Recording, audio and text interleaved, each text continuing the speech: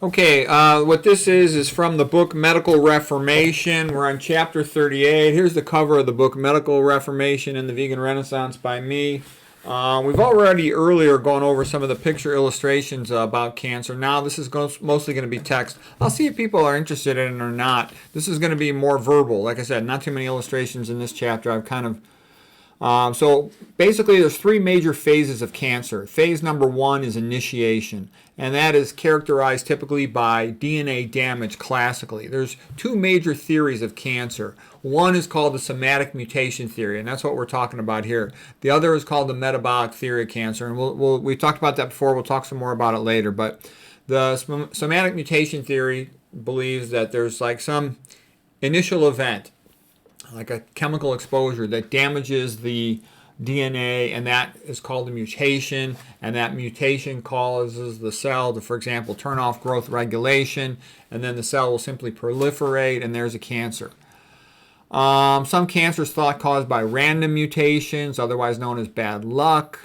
But also, just because a cancer is present doesn't mean it's going to grow. Lots of cells. There's tons of mutations happen all day long, and the body is able to repair the DNA quite often. It's able to suppress abnormal growth. The immune system controls things. There's mutations that can be due to activation of an oncogene. That's a gene capable of causing cancer. There's also, you can turn off a tumor suppressor gene, a gene that normally suppresses cancer. Initiation is emphasized by the mutation theory of cancer, somatic mutation theory. Okay, some genetic vulnerabilities are present. Some people are more vulnerable to these things. Some people are not as good at repairing their DNA. Okay, phase number two of cancer is promotion. Promotion means that something causes abnormal growth in a cell. And this is emphasized by the metabolic theory of cancer. By the way, I think the metabolic theory of cancer is 1,000 times more useful and accurate than the mutation theory. The mutation theory, in my opinion, has largely been disproven by the Cancer Genome Atlas project, which didn't show characteristic stepwise patterns of mutations leading to cancer, versus a lot of experiments have shown that metabolic theory of cancer appears to be valid.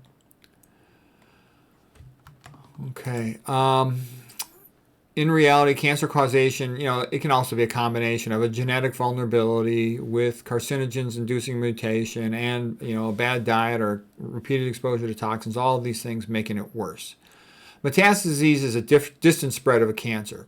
Quite often what will kill the patient is brain metastases, lung metastases, or the liver filling up with tumor metastases so it can no longer function. Let's say, for example, breast cancer. A woman doesn't die from the tumor in her breast. She'll die if that breast cancer metastasizes. It fills up her lungs so she can't breathe, fills up her brain so her brain can't function, fills up her liver so the liver can't function. Okay, so to live longer, you want to prevent metastases or slow down their growth. Cancer is usually a combination of these. Why do some cells become cancerous? That's really a key question. A normal cell can become cancerous when its growth control DNA is damaged. Cancer growth is suppressed by tumor suppressor genes and good DNA repair. So if you injure these structures, if your immune system doesn't work correctly, it can't remove metastatic cells or just regular cancer, primary tumor cells. Some of this stuff too is, we'll talk about it later, but a big thing for injuring a cell is the Warburg effect. When a tissue is hypoxic, more than 35%, that can injure the mitochondria and lead the cell to change, revert back to anaerobic glycolysis type metabolism. One of the reasons why I have a problem with the somatic mutation theory as well is that a cancer cell doesn't just have one different gene, it has numerous different genes being activated. It's a whole different way of life. The cell becomes an independent vagabond that just wants to replicate rather than a functioning organelle cell. Cancer cells running on glycolysis burn through a lot of glycolysis, like often 100 times or more what a regular cell would. Okay, and that's called the Warburg effect as well. So Otto Warburg is a guy who won the Nobel Prize in 1931, German biochemist, working with human tissue culture, and he said that the prime cause of cancer is the replacement of normal oxygen respiration in cells by fermentation, anaerobic glycolysis. And what he's basically saying is healthy cells will burn glucose with oxygen because they can make more energy that well. An unhealthy cell will burn glucose without oxygen for energy, which is much less productive. When you burn glucose with oxygen, you make 18 times as much ATP, adenosine triphosphate, and that's basically the molecule of energy inside a cell.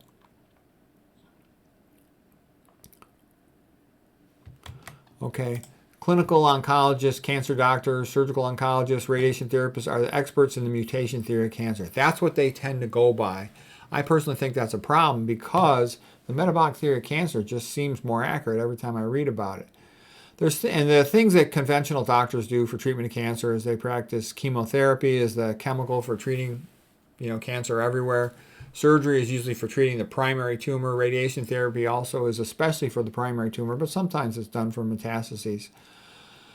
Okay, to also help yourself, you can learn about the benefits: stress reduction, sleep optimization, optimizing your diet, getting your exercise. Okay. And when you choose what you eat, that can have a big effect on things. Some famous stuff related to that. There's, Dr. Ornish study with low-grade prostate cancer showing that patients who ate a vegetarian diet did much better at holding down their PSAs. T. Colin Campbell, all his work showing avoiding animal protein dramatically improved cancer outcomes, especially he was working with mice, but it was rather dramatic. He could turn the cancer on and off. Ruth Heydrich is a famous triathlon marathoner, multi-decade survivor of lung cancer following the McDougall diet, and she later also ate the raw vegan diet. This guy Peterson did some good research too. We're not going to get into that right now. Next question is, what is cancer milieu? Cancer milieu is the local microenvironment of the tumor, the area right around the cancer cell. Cancer milieu has what characteristics? Well, the cancer cells will pump out acid, pump out lactic acid, and they want to lower the pH of the surrounding cells because that helps the cancer cell to outcompete. It shuts off the immune system and it slows the growth of the surrounding cells.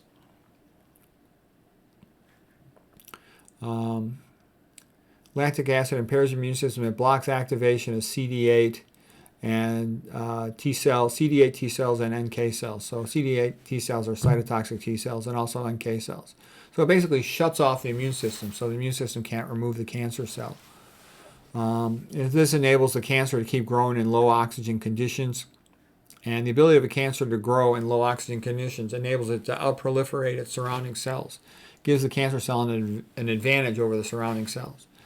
This glycolysis-dependent behavior led to the recognition that cancer cells tend to have mitochondrial dysfunction.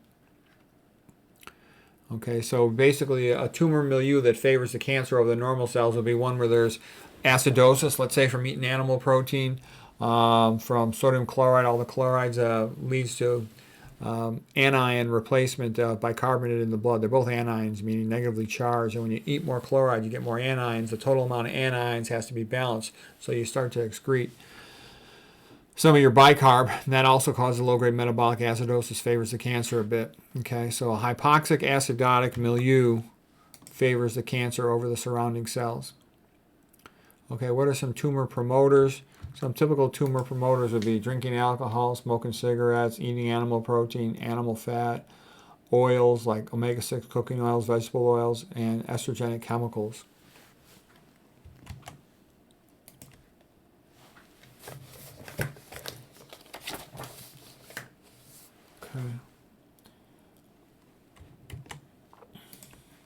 The smart thing to do is to focus on avoiding tumor promoters because you can't change whether or not cancer was initiated. That's probably already happened in the past.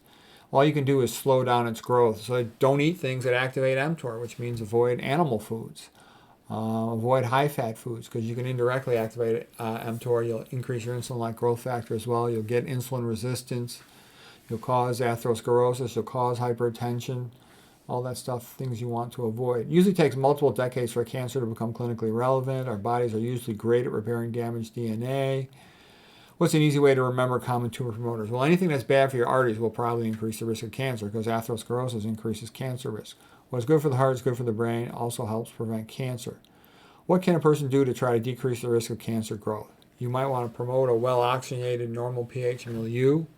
The vegan diet does everything to improve blood flow. Vegan diet's also alkaline, which also favors normal cells over the cancer. The blood has to maintain a relatively fixed pH of around 7.4.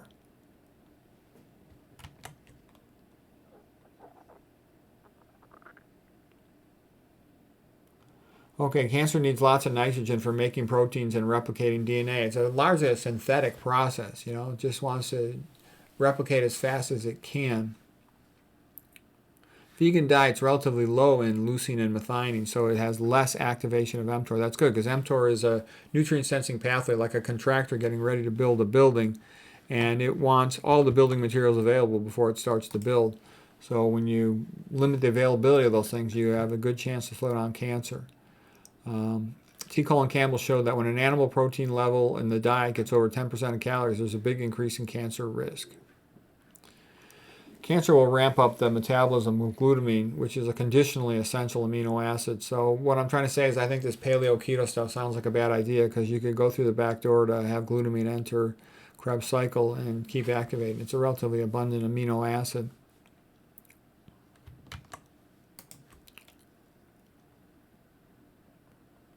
Okay, what about prostate cancer? Cancer is hormonal, similar to breast cancer, increased risk of estrogen chemicals. There's a lot of these in the food products, for example. But, you know, think about it. It's not the young guys with high testosterone who get prostate cancer. It's the old guys with low testosterone.